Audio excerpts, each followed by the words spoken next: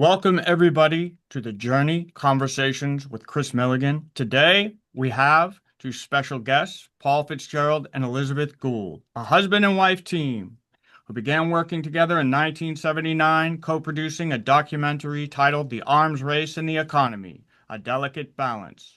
In 1981, they acquired their first visas to enter Afghanistan, granted to an American TV crew. Following their news story for the CBS, they produced a documentary, Afghanistan Between Three Worlds, for PBS, and in 1983, they returned to Kabul for ABC Nightline with Harvard negotiation project director Roger Fisher. Starting in 1992 through 1995, they worked on the film version of their experience under contract to Oliver Stone. In 1998, they started collaborating with Afghan human rights expert Seema Wali. Along with Wali, they contributed to the Women for Afghan Women, Shattering Myths and Claiming the Future project published by Palgrave Macmillan. In 2002, they filmed Wali's first return to Kabul since her exile in 1978 and produced a film about that journey titled The Woman in Exile Returns. The Woman in Exile Returns. Their book, Invisible History, Afghanistan's Untold Story, published by City Lights in 2009, lays bare why it was inevitable that the Soviet Union and the U.S. should end up in Afghanistan.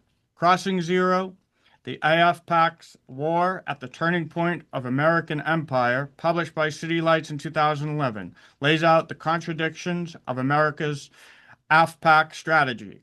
Their novel, The Voice, published in 2001, is the esoteric side of their Afghan experience. They continued to research and publish articles. In 2021, they completed the weaving together of their factual and mystical story in The Valediction, 3 Nights of Desmond, Book 1, published by TrineDay, and also they published The Valediction Resurrection. But before that, here is our host, Chris Milligan. Thank you, Adam, very much. And, I tell you, Paul and Liz, you guys have done a few things, huh? It's all you learned. to be busy. Well, it is fun when you listen to it all at once. Yeah, we look back at it. I look back at it anyway, and I say, I think, boy, that is really a checkerboard of things that we did. But it was a checkerboard. We did it kind of piece by piece, and some of it was intentional, and some of it was by coincidence, and it really kind of opened up its own path on its own. And then suddenly things started to happen, and people would call, or somebody would say something, and they'd say we'd run into somebody, and from a local from Tufts University, and he'd see something we did, and he said, well, why don't you come work for me? That would be I don't know what you'll do, but I think you're in line with what we do. So I talk it over with Liz, and we think about it, and we say, no, I don't think I could be inside that kind of institution, And then, once again, it's like we came across these various institutions along the way, and we got invited to speak at the Naval Postgraduate School when our first book came out, and from City Lights, and Barbara Honegger was involved with that. She was very much active in terms of getting them to have us address them, and it was very interesting to go really into like the whole naval intelligence side of this situation, and see them. And people came out afterwards and said, I've been trying to figure you out for years, the stuff you've been writing and the stuff you've done. And they said, I just figured it out. You just tell the facts. You just tell the truth. You don't really represent one side or the other. You're just really talking about what really happened. And it's like, I thought to myself, yeah, duh. That's what we've been trying to do from the beginning, and trying to get people to appreciate that they're much better off knowing what really happened as opposed to what somebody is trying to get you to believe happened. So Right. Well, I mean, isn't that what our parents raised us to do, was to, tell the truth Oh and my God, yes. you Oh, know, by all and means. try and work with people. I mean, don't be mean and whatnot. So I mean, it's quite the journey that you've been on. Okay, and then I like serendipity, and I find it a lot of the journey that we have been on together has been very serendipitous. Okay, because you you started with this, this Fitzgerald thing, and I said, well, I see the ducks put in a row before Mr. Kennedy was even elected, and you start, putting that together, and the dives that you have done because of the universe knocking at your door, okay, has sent you into a continued search to tell the truth. Okay, so these truths that you found, what's the most amazing thing on this most last journey into from the voice and invalediction that has really floored you? Well, from my perspective, the most amazing thing that really has come out of this is so much of our focus was on the Fitzgerald legacy history. When we actually got to Oliver Stone, it was because we had done the deep research into the family history because of the dream our daughter had in 1991 that convinced Paul with his father that he should look into the history, and literally motivated by that. So, it was like we were, once again, you go off on a little journey and you don't quite know where it's going to lead. And it was interesting to me because it was through our children that I could see my relationship to it. But I personally didn't really have an exact idea of where that was. And when the voice began to be developed, which was the first mystical expression of our experience, and which included the power of dreams and the influence that was beginning to reveal to us, and the ideas it was revealing to us, that one of the aspects of it was a part of the story went back to Jerusalem with the Crusades and the Fitzgerald legacy going back there. And there was a whole relationship to the Jews that was added to that, which kind of became my expression in the voice, because I actually died in our novel. My role was disappeared. I became a ghost, but I appeared in this dream that Paul has in the story in Jerusalem. And we go back there, and what's happening right now, Kris, is kind of giving me the sense that touched on something that I never imagined after, and that was would have been, early 1990s, right? Or late 1990s. I could never have imagined how I would be connected to this ancient Jewish connection that does go back into the 12th century with the Fitzgeralds and the Crusades and obviously Jerusalem and all of that, and begin to see some connection to my Jewish heritage. So that was certainly for me, that's been amazing. Well, they always say that you write more than you know. And I look back at some of the things that I've written over the last 40 years, 45 years, and it's like, how did I know that? So that's where it gets really kind of interesting. That's where you kind of, I came from, as you did, it came from, my father was a big influence. I used to wear his World War II Army uniform when I'd go out to play guns in the woods with my friends, So, the tech sergeant stuff, that's what he was. He got drafted when he was 35 years old and wound up running the apothecary in a military hospital, U.S. military hospital in France, right in time for the Battle of the Bulge. So he came back, and he had been a salesman and a pharmacist, but he came back and he said, I gotta run a pharmacy. I can't do this salesman thing anymore. He just couldn't do it. And so he did that for the rest of his life. And so that was always kind of a thing with him. It was this kind of gentle, laid back thing about him in terms of the application of medicine. This was, of course, all in the 60s when everyone, the whole marijuana thing and everything else is coming due. And here's a guy basically saying, don't take anything unless you know what it does to you. Don't do anything unless you have a good idea.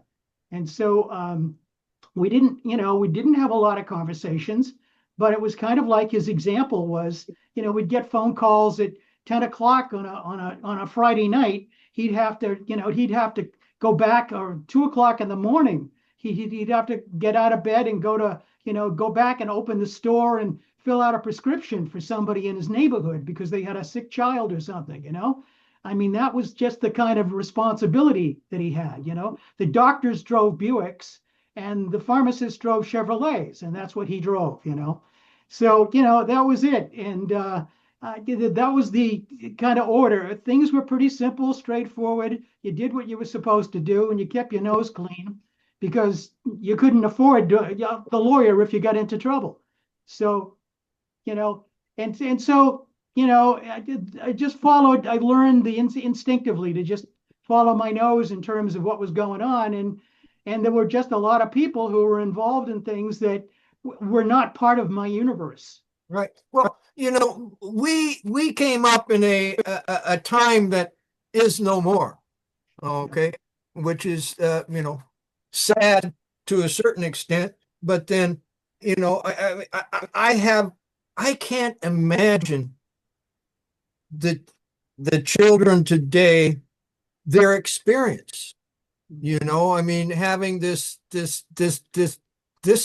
phone type thing that has, all kinds of information that you can find. And then, the emotional attachment, that these kids have. And so,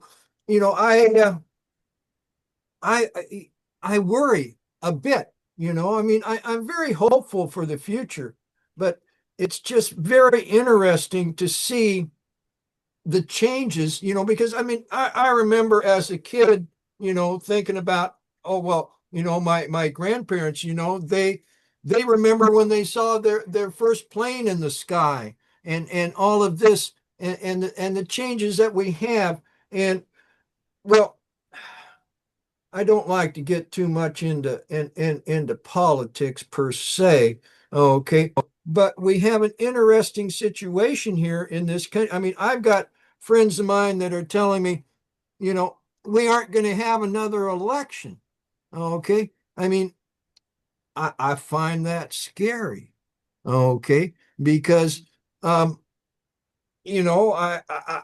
went to school, and one thing they teach you is, we had founding fathers, and we had the United States of America here, and we believe in truth and freedom and liberty. And it's just, when we were growing up, you had the old saw, well, uh, that'll be socialized medicine. Okay. And then, they had people telling us, well, they're going to make a one world order, and they're going to be doing it through the UN. They're bad people. It's going to be coming, this left is going to be doing this. They're a bunch of commies. And now we've got the situation where we've got this guy in that's basically been elected, quote unquote, by the right, that's, bringing in all surveillance state, and trying to make Canada a state and buy Greenland and basically do the one world order, except from the other way. Okay. And I know this isn't really about what your book is, but how do you feel about our current situation? Well, I think that it is actually about our book, because what we are dealing with, and we've always been dealing with, was reaching a point where we really had to come to understand that we are ending empire, and that, in fact, I actually take the position that we've already ended it, but we're living in the echo of it, and that's still so powerful and so overwhelming. We're still, and of course, part of the benefits of the technology is that it's not just us that get to use it, they get to use it too, and they can keep their narrative, which we were talking about how many narratives have been created to convince people, and it gets very overwhelming. And people, I think, maybe now at this point where there are cracks in the system, meaning that there's a lot of new people who simply don't know what to believe. Okay, they may not have enough information, but I do think that and I see that as the beginning of the reckoning. Okay, that really is in coming out of that cocoon that's totally shrouded by the narrative that we've all been living with. And of course, our experience with the narrative creation, as you know, Kris, it was our initiation when we dealt with the Soviet invasion of Afghanistan and discovered that, the NBC and CBS and ABC, all of the networks were really in on the crafting of the narrative. We witnessed it, and it was quite clear to us that nobody was trying to even hide it. It was not at all like that. They believed that their reframing of the narrative was their right. And that's what we have been living through. And so what Paul and I had to face was, if they're convinced that they have the right to choose whatever facts they want and actually ignore all the facts that we brought in about that story, then, what is the narrative? We had to come and understand what the narrative is and what our personal relationship was to it. And that's when we entered into this whole mystical experience that opened up the Fitzgerald door, that led us eventually to trying to create, a film with Oliver Stone, initiated by the Fitzgerald history, not by the Afghanistan history. So, we're going back and forth, not knowing, where this is all going. In terms of your concern, I just think you have to look not at the narratives that are being put out and the counter narratives that are being put out, because the fur is flying right now, and I really think it's like a food fight, you really can't get involved, at some level, intellectually, certainly. It's like there's nothing to hold on to. So the fact is that I think the practical realities is what I've been looking at. Where does it begin? The fact that the U.S. and Israel just went and did this thing with Iran, and it could only last 12 days because they'd already used up so much of the resources that they rely on in order to move this thing forward.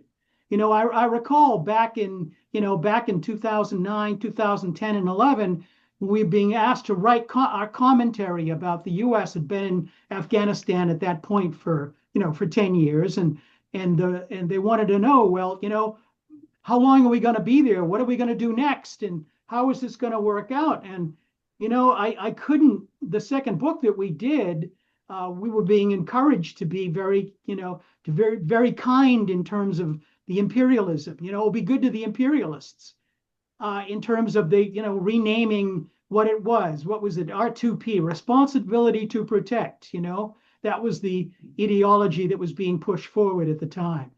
So I said, I just don't see the fact that, the debt's being financed by the Chinese on the one hand, and on the other hand, there's been a position about working, towards surrounding them militarily, and creating this kind of idea that there was going to be a narrative, that there was going to be that they were the enemy and we were going to have to wage a war on them. But we're going to wage a war on Russia too at the same time. Well, here we are 15 years later, and we have waged the war, been waging it against Russia, and used up a lot of the stuff that we were going to use apparently against China too. So, and the fact is that, we've just conducted a 12-day war because they don't have any more bullets to go any longer than 12 days, I guess. Well, I think that actually proves my point that we're actually in what we call end stage imperial dementia. I think that's what it's called. Yeah. Okay. Late stage. But what's late stage? Well, late stage ended recently. That's what I'm saying. We used to call it late stage. Now it's end stage. So I think that the reality of that, but the thinking, I think, is the point, Kris, that the problem we're living through are people who are still living in imperial thinking, and they can't think any other way. And it was interesting because in the 1960s, there was a project created called Iron Mountain during the Kennedy administration, and a lot of the people working in the Kennedy administration participated in this. And what it was trying to do was imagine what the American approach would be to the world if we actually got real peace. Well, this project turned out to confound these people so much they literally didn't know what to do without war. They couldn't imagine it. They were replacing the lack of war with things like bringing back slavery. So you could see that they weren't ready to give up the war. But that was in the 60s and 70s when this project was done. And imagine though now, in the first quarter of the 21st century, are we ready? Are we closer? I think we are. And Oh, yes. but that's where our Prince of Peace, JFK, where what he did in the 60s, the legacy he left, which was it was like he inaugurated the process for us by his presidency and by his role, just as his lifetime role as a public servant, okay, culminating obviously with the presidency. But what he established was the idea of peace. But maybe it's just taken us this long to, for these ideas and what we're witnessing now. And are we really getting ready to say, what, I think maybe enough of us are really ready to give up the war part of the equation and move to the peace part.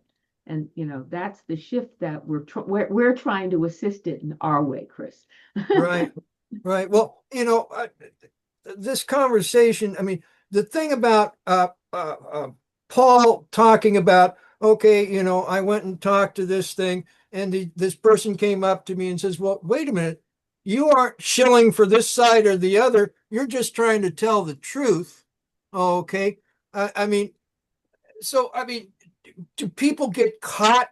Do they know that they're shilling for one side or the other? At some point in time, I would think that most people do. They understand that they're shilling for one side or the other, and they've got a life to deal with, so they do the shill to accept the pay, and then about the military and whatnot. I started hanging out in conspiracy theory land in the 70s because my daddy told me some stuff in the late 60s, and I didn't understand it, and I started thinking about secret societies and different things. And one thing that I found out hanging out in conspiracy theory land was that you have this cycle that armaments have a shelf life, okay, and you've got a bunch of them on the shelf there, and they're about ready to go bad. Okay, so you find some place to blow them up, okay, and then a place to try your new weapons, okay. I mean, it was like, you had the Russo-Japanese War in 1905, okay, and you had the bankers, giving sometimes both sides, okay, the money, and then finally, oh gosh, we're tired of giving you all this money, okay, and they were trying out some of the new weapons that were going to be used later on in World War I, okay. And you look at the start of the war and the end of the war, it was some island off there off Maine, or I believe it was, and you had a bunch of skull and bones people there, at the end thing there, and probably leaving some breadcrumbs to help start the next one. Okay, so the world has been captured, by, to my thinking, by these secret societies, and then they have used, peace and war, okay, to batter the world into the shape that we have today. Mhm. And what my hope is that the more information we can get out there, the more understandings, the more truth that we can get out there, that people will understand, how we've been had. I mean, Jefferson had this really nice long flowery quote that basically boils down to, if you do your homework, you can't be befuddled, okay? And basically, they haven't allowed us to do our homework because they've controlled the media, and controlled the books that we see, and the history that we've been taught. Okay, so that's the position that we find ourselves in, and your story, okay, shows how we are getting out of it. Okay, this end of imperialism, and but what comes next? How how does this end up? Well, I mean, the current thinking about the Dark Ages is, at the fall of the Roman Empire, 400 A, 400 fourth century AD, is the fact that there was a culture bloomed, actually. All the local cultures bloomed, but it was perceived from the imperialist point of view as a dark age, because you didn't have this centralized authority that came down hard on the population the way the empire had run it. So, and that you can see in a lot of the stuff that we've been doing, you can see this imperial idea escaped the Roman Empire, and it wove itself into the Catholic Empire, the Roman Catholic Empire. The first church that was formed was called the Roman Imperial Church. So, I mean, this was intentional, and you had a lot of the basic ideas behind Christianity in terms of, imperialism light on the one hand, but it was still imperialism. And so that, for me, I mean, I went to Catholic school. I grew up in a very conservative Irish Catholic family. You just didn't think about these things. It was like, that was reality. And then, then you deal with Irish Catholicism was very different from European Catholicism. And there are reasons for that. A lot of the Catholicism that you get in Ireland that came with the Irish when they came over here basically came directly from the Middle East. It came from Jerusalem. It came from Asia. I had lots of relatives who were Maryknoll missionaries. And we went back, and we were visited. They would come by, they'd swing through Boston every so often, fundraising for the missions. And they had missions in Peru. They had missions in Africa. And so, that was a part of the family thing. We went back there in 1997, and there, the family would all be there and gathering in various, pubs that they owned and things. And they were more concerned. Their life was really very directed towards that kind of work, that kind of life. It was a much simpler thing. I mean, in fact, one of my father's cousins said to me, one of the men who was involved with running the farm at this point said, "How am I related to you?" And I mean, my mother and her, my father knew it all in detail, but the next generation kind of, they were vague on it. They knew they were close, but they didn't know how.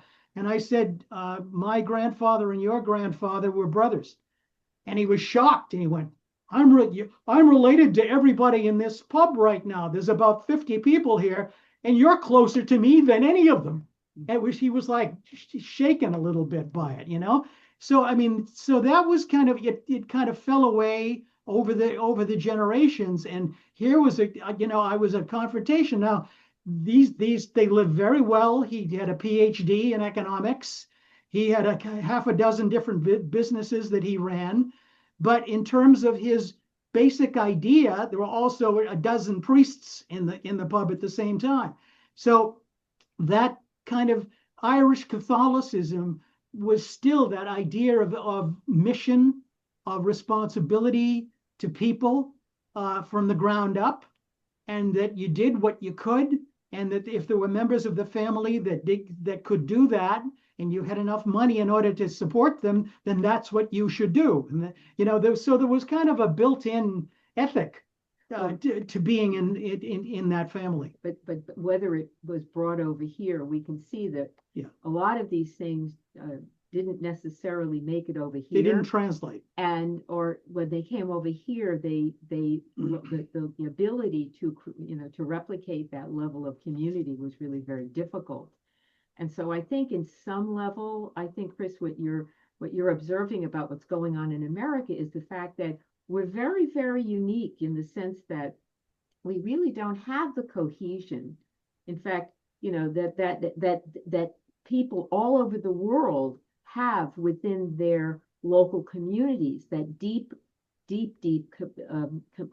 connection. And so right now, I think that's part of what we're suffering from, the feeling that there is no sort of the backbone of everything falls on some kind of community level that just doesn't exist in every part of this country organically. And a lot of people are realizing they have to actually create it themselves. And that's part of what I think is a kind of it's part of the waking up process. And your idea that, the democracy in this country and its roots and what it, provided us with, it really, I think, gives us the opportunity to rethink everything, as a conscious resident of this country.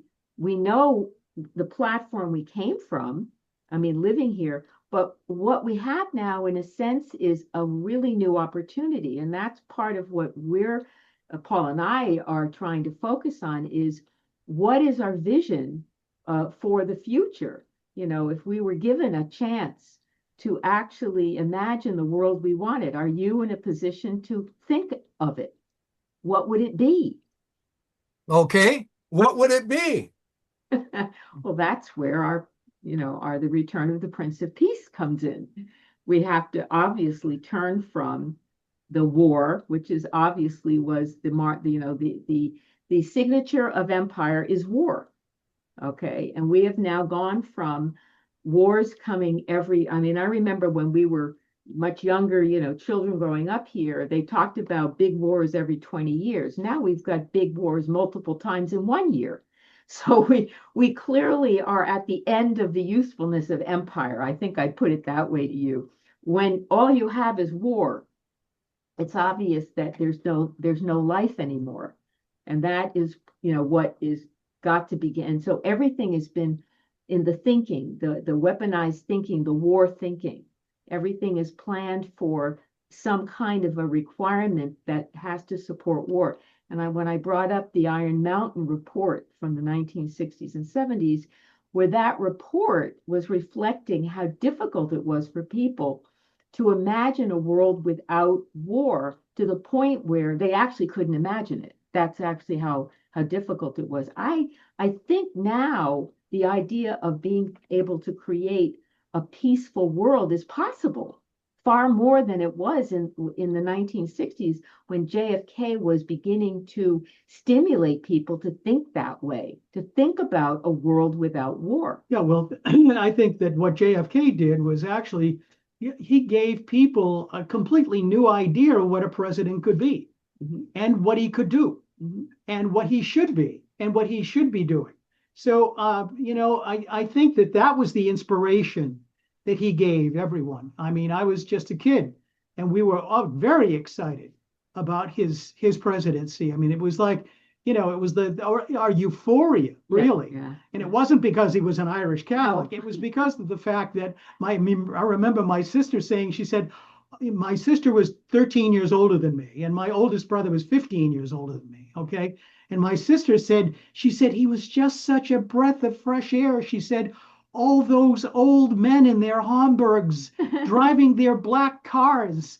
And she said, and here he was, this In the young convertible. in a convertible, in a Lincoln convertible, and with a beautiful wife, and you're doing all these wonderful, wearing Chanel dresses, And it was like, it was just such a breath of fresh things. It was like, thank God we're out, that curtain. And they killed him. You what? I says they killed him. And they Well, killed him. well, Yeah, Yeah, exactly. we know. But we So- realize that. But what I think in a sense that the fact that what he lived, whenever he died, however that happened, it's what he lived that is his legacy.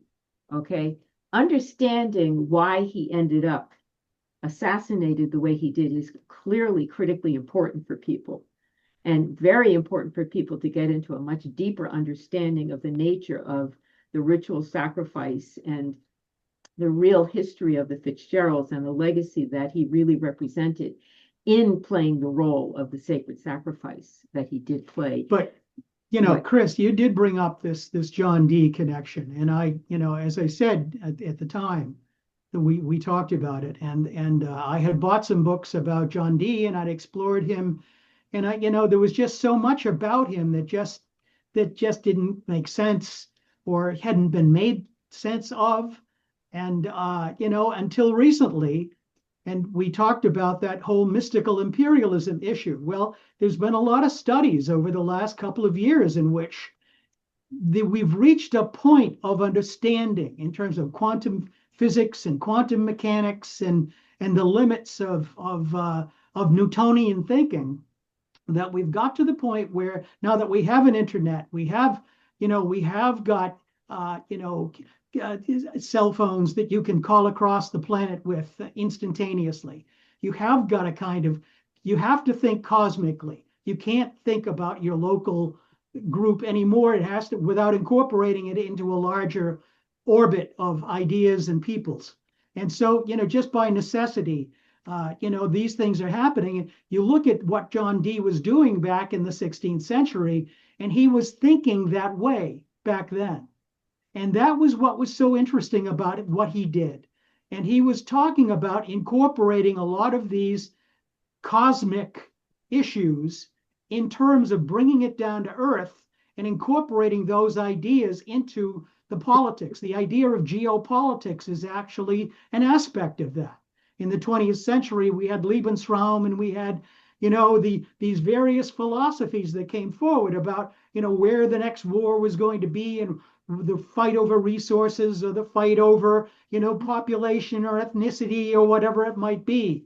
So that's fairly recent. But in terms of what we're dealing with a guy like John Dee, we're talking about somebody who was dealing directly with the creation of the British Empire, and he was projecting it into the astral and into the cosmos. And he was focused specifically with the people he was working with on the trouble that the Fitzgerald family were causing him and causing the empire. They were the obstacle that had to be overcome before this empire could be created.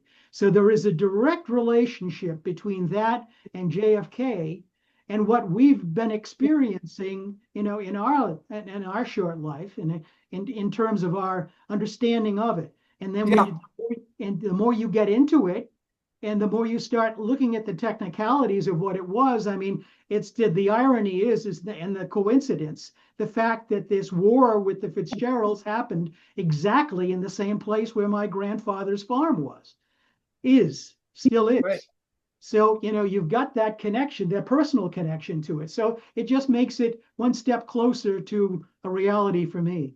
Well, I want people to know that we've been doing a roundtable for we're in the 4th year of this roundtable discussing the Fitzgerald legacy, and I strongly recommend people to go listen to them or watch them. They're up on YouTube because Paul has been doing some amazing deep dives, okay, into history, into mystical history. And now in the last one, you talked about Alice Bailey. and the externalization of hierarchy, and this that they were trying to get this all together under their control, okay, basically, and they would have that control done by 2025. Okay. What does that mean to you? What you found there? Well, first of all, the fact that it was an admission, I think it was the first effort was made at this particular admission in 1934, was the first draft of this particular process. And then it was issued again in 1943, and then again in the end of the war in 1947, by this group of people who were very influential. They were Masonic. They were a mystical group.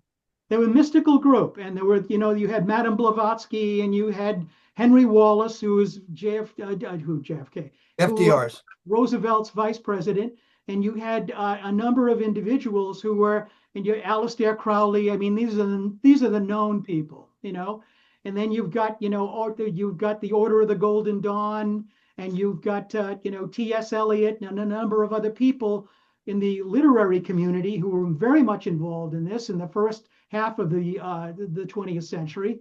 And so as it gets into the later part of it, in the 60s, 70s, the people that we know, you've got Aleister Crowley's influence and Jack Parsons, and you've got, these other groups, the New Age group. I think that Alice Bailey, I think, was the person who actually coined the idea of a new age is what we needed.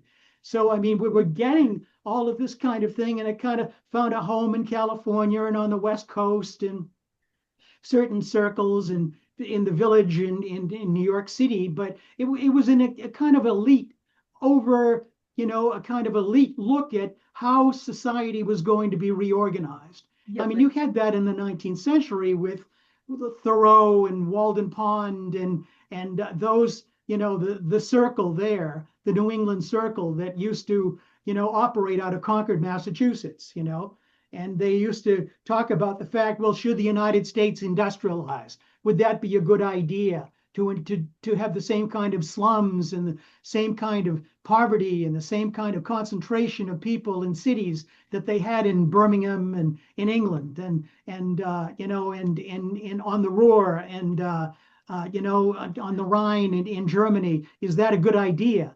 So you had a different look at it, and after the Civil War in this country. So, but by the 1950s, you had a whole different approach to it. Well, we did it. We had it. We've developed this thing called the nuclear bomb. There are other issues that were developing in the 50s and 60s, and we're living with those issues now.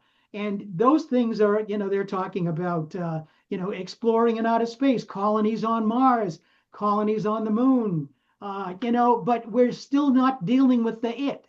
Well, I think that what the externalization does deal with very clearly, though, is the fact that this is a human incorporation process. It's about these dimensions known as the hierarchy of angels, whatever that quality is, okay, somehow entering into the human being at some intimate level, all right, and that these people clearly were in the advance of trying to figure out how and why and when and where and what were the methods that they could use to encourage it the way they believed was the best way to do it. And I think that we got a lot of different opinions about the way some of these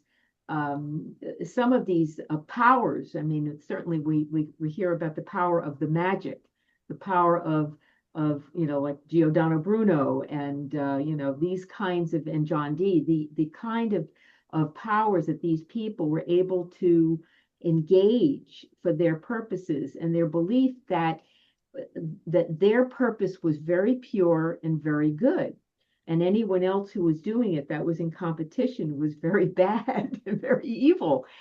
So you can see that that's part of, I think, what we've been living through is the competition between all the secret societies, all the priesthoods that really got in at a millennial level. They've been at this now for millennia. So, we're coming down to the sort of the final stage of it, where you have a lot of outsiders now who are becoming attuned, and a lot of opinions are being formed by people who have no direct association with any of these organizations, that, obviously they've been able to kind of shunt aside, like they're not important. The only ones that are important are the ones who are in the club, whether it's Skull and Bones or the CIA. Well, I mean, we have so many immensely powerful individuals, people like Bezos, people, the people that created Facebook.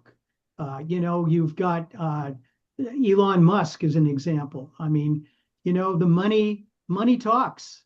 And I mean, we can't forget, however, the fact that our perspective, our educational system was forged by the Morgans in terms of the banking trusts, and in Henry Ford, and the attitudes that they passed that into the educational system.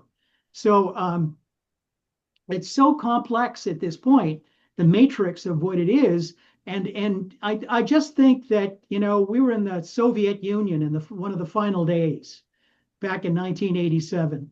And we were there during the Ted Turner was having his own Olympics, in terms of he was trying to influence the relationship between the United States and the Soviet Union.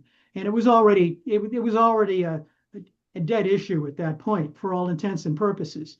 And so somebody in the group had run into one of the officials. He was an American official who was officiating at the games. And he asked him, he said, "What did you think of this Soviet Union?" And he said, "They're just like Americans." He said, "The Soviets are just like Americans used to be." He said, "Before World War II." He said, they have not been changed by what happened in the 50s, 60s, and 70s. So just recall, this was 1987. He said that. So as far as he was concerned, he said, they just want, as far as they're concerned, they want to be Americans. They want to live in a house and have a couple of cars and send their kids to a good university. He said, there's no ideology there at all. He said, but the ideology, once that meme got created, that's what stuck, and that's what kept going. And I think they just finally threw in the towel. They said, it's not getting us anywhere. And there was no dancing in the streets here, and there was no dancing in the streets there. There was dancing in the streets, amongst certain internal elites, in terms of what they could now do that they had been wanting to do since at least the 19th century and probably the 15th century, in terms of Russian, raw materials and whatnot. But at any rate, so for me, that externalization of the hierarchy was kind of like an admission. Oh, there is a hierarchy. There are groups of private individuals who are basically engineering inside, quietly behind the scenes, the curtains and the actors. They're training the actors. They're picking the actors. Then they're putting the actors on the stage. And then those actors are acting a play. And they write the plays that they act in. And then people come and see the plays and they go, oh, that's an interesting reality. And that what you don't understand is that you're a part of this little interaction. After 9/11, we went into an antique store in Cambridge, and some young woman was standing there. She said, "I used to think that I was a pawn on a chessboard." And she laughed. She said, I'm not even a pawn. I'm the dust under the table that the chessboard's on, and I could be swept away at any moment. So, I mean, it was a realization moment for her. And I thought it was very articulate in terms of the way she provided it. Well, now she actually is the first step to getting real, is getting down to earth and really beginning to recognize what it really means to be a human being. I have to rethink everything. I think we all, an imperialist. We all have to do that. We all have to reassess in terms of what's the most important thing in our lives, how we get there, what we need to know. I just, I used to think to myself, you probably have figured it out by the time you die. And when you figure it all out, that's the moment you die, you know? So you're probably, the last thing on your mind is that, oh, what was that life about anyway? You know, I finally got to figure it out and now I'm dead. I can't do anything about it. No, but that's the point about reflection and actually looking back over your life, because when you're living it, you're not really noticing what you notice versus when you reflect. That was a motivation for me, because I realized I didn't want to be at the last moment of my life and realize I knew everything that I needed to know and not be able to do anything about it. I wanted to be able to reflect, and I think everyone should be able to do that as well. Well, on that note, we're going to have to wrap this up. We've been going for almost an hour here, and we got to think about our listeners and different things. Adam, is there anything you'd like to comment on or ask a question about? No, I agree. I read both the books. I also read the Voice, and it was a fantastic journey. I enjoyed Paul's and Liz's story very much, and no, I think everybody is finally reaching a point where we can say to ourselves we need something new, as far as our world, you know, and but I would agree that, yeah, it's kind of like, look, we have to take an inventory of our own life first, and we have to learn how to deal with ourselves first, and then we can start to, you know, I think that's a journey that I've been on for probably about 10 years now. It's kind of like, for a while, just became really lost, and then it all kind of clicked, and then I started to move through life with purpose, but of course there's always challenges ahead. And it's kind of like, for me, it's like, it's just been like, life has been like one big obstacle course.